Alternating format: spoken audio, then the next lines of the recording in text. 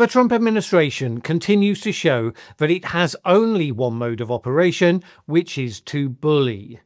Two separate issues, one thing in common. First, just today we discovered the extent of the norm-breaking intimidation and threats that were levied against delegates at the International Maritime Organization as they were looking to decide a carbon tax on shipping recently.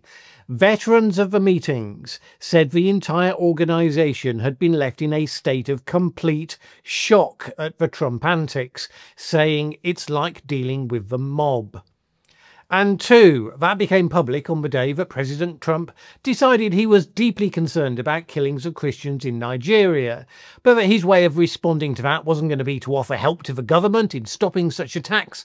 No. Instead, the peace president posted publicly that he was instructing the Department of War to prepare an attack plan for potentially going into Nigeria, quote, all guns blazing. And because this is all about performative public gestures, the Secretary Pete Hegseth posted his response back online, and then went on to post an utterly bizarre piece of video propaganda showing the might of the United States military, while Pete Hegseth himself recited the Lord's Prayer. Remarkably immune to the self-parody of talking about forgiving those who trespass against you, while showing that, no, in this version of Christianity, you can forget about turning the other cheek. No, Jesus goes all out to kick ass.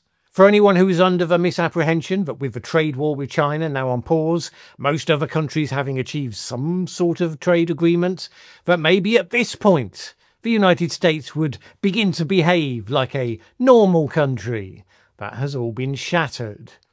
Day in, day out from this point on, the US government is going to be throwing its weight around wherever in the world it feels it can. So let's talk quickly about the International Maritime Organization issue before then coming on to Nigeria. You'll remember we talked about this one as it was about to happen. And at that point, almost all the countries involved were clear that despite the United States' disapproval, they were going to vote for the introduction of the carbon tax of sorts for international shipping. Then the next day, suddenly the vote was put back for a year, which had been the United States' fallback position. Well, it turns out that turnaround was achieved by the US, quote, ripping up normal global diplomacy rules and using bully boy tactics. A squadron of US officials intimidated and threatened delegations, particularly but not exclusively from African and small Pacific and Caribbean island countries, into dropping their support for the proposal. They approached them during coffee breaks to tell them that if they voted the wrong way, they would not be able to transit via the United States in future. They and their families wouldn't be able to get into the United States. A diplomat from one of the threatened nations told the FT it was like the New York street. They went from delegation to delegation, threatening them, telling them to go back and speak to their capitals, warning what would happen if they didn't change their mind. He added, it's like dealing with the mob. They don't need to tell you exactly what they're going to do to you, just to make it clear there will be consequences. Threats were also delivered to the governments at home, with formal diplomatic protests from the American embassies in countries such as Bangladesh and Japan and Indonesia. These were delivered directly to the heads of government. The FT said that one such protest that it had had sight of included threats of hitting the country with additional trade tariffs, increasing fees on their ships when they docked at US ports, and refusing US visas to the crew members of such ships. Creon Butler from the foreign policy think tank Chatham House said this approach would likely backfire. In the very short term this might work, but in the medium term it increases the chances that non-US countries will conclude they cannot work with the US, making agreements independently amongst themselves which simply work around the US. At that point, I guess Trump could still threaten to invade them. I mean, having dropped bombs on oil-rich Iran and massed troops with a view to potential actions against oil-rich Venezuela, Trump is now instructing his military to plan for an attack against oil-rich Nigeria. If only there was some common feature in all of those that might help to explain these actions. I mean, I'm stumped, but there must be something. Anyway, President Trump posted this on social media. If the Nigerian government continues to allow the killing of Christians, the USA will immediately stop all aid and assistance to Nigeria. Now, having already cancelled over $600 million of aid thanks to dismantling USAID, I can't imagine that doing so for the final $32 million of aid, which seems to be what's left, really going to be that definitive? Hence the next part, I guess. And may very well go into that now disgraced country, guns a-blazing, to completely wipe out the Islamic terrorists who are committing these horrible atrocities. I am hereby instructing our Department of War to prepare for possible action. If we attack, it will be fast, vicious and sweet, just like the terrorist thugs attack our cherished Christians.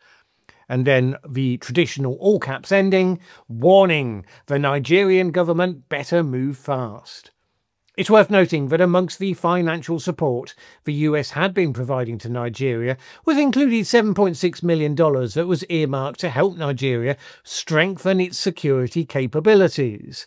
According to Nigeria's Punch website, that money is amongst the bulk of the support that was cancelled by Trump.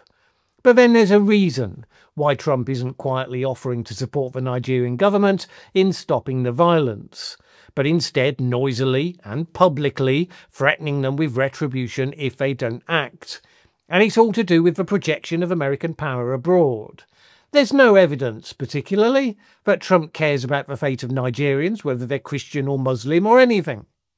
But recent events provide an excuse to push American interference into the most populous African nation, in a way that will provoke a negotiation and pressure on the Nigerians to agree to something.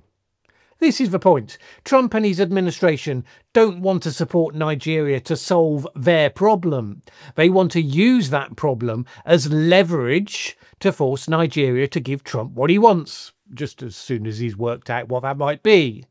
Now, that doesn't mean he's not seizing on something that is indeed a real problem.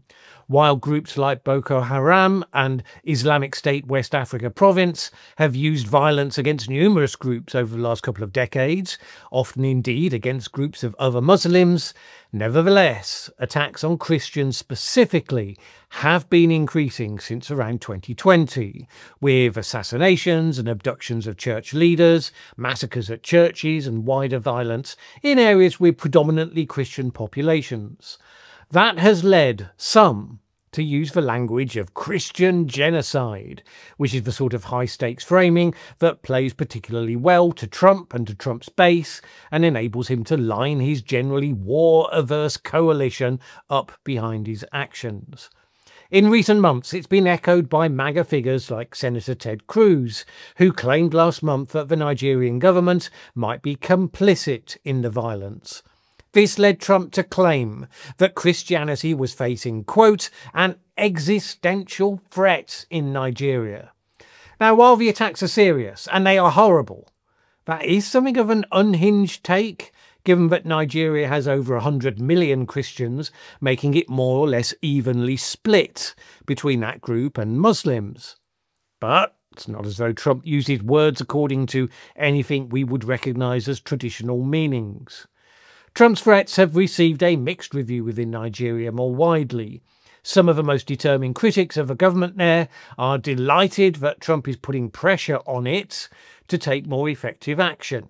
For example, human rights lawyer Inabi Effiong welcomed Trump's move, saying that the killings had gone on for too long. He said this: if this is what it would take for the Nigerian government to wake up to its primary responsibility, so be it.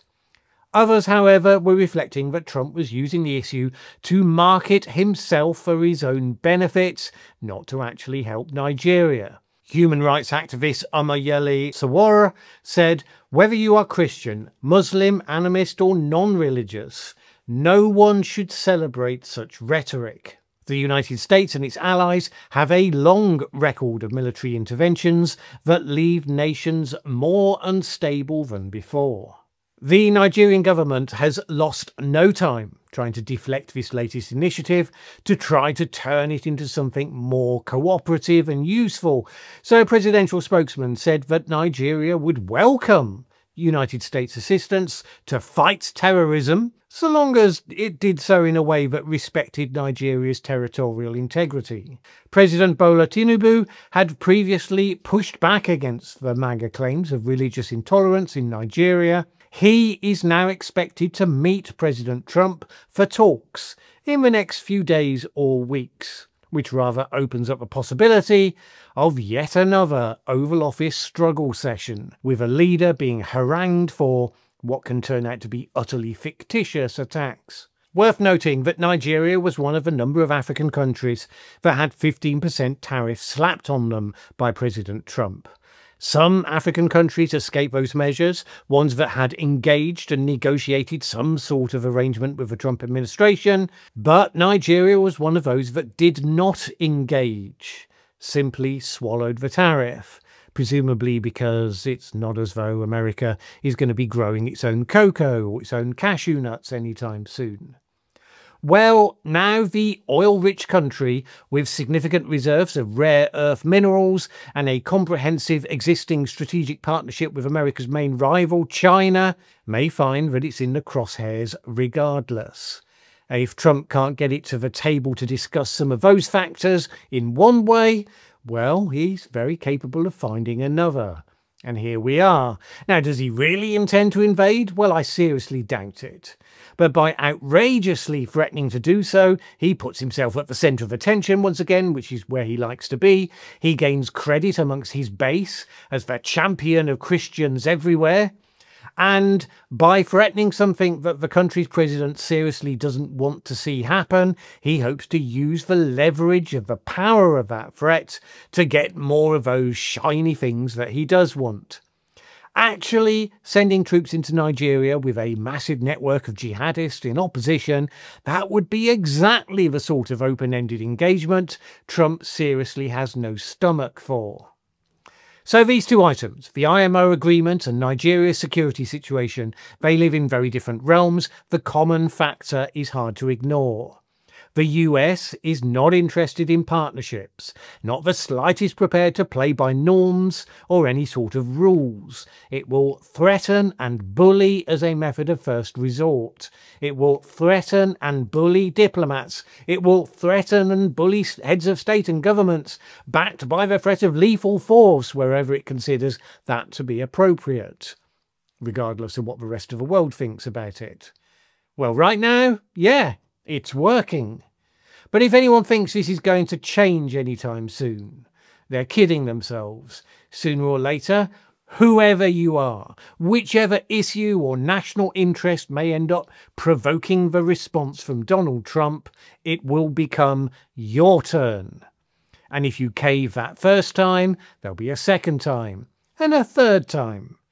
You'd have to say that the sooner the nations of the world establish how they can do that whole thing of working around the US, making themselves less vulnerable to the bullying, the better it will be for everyone.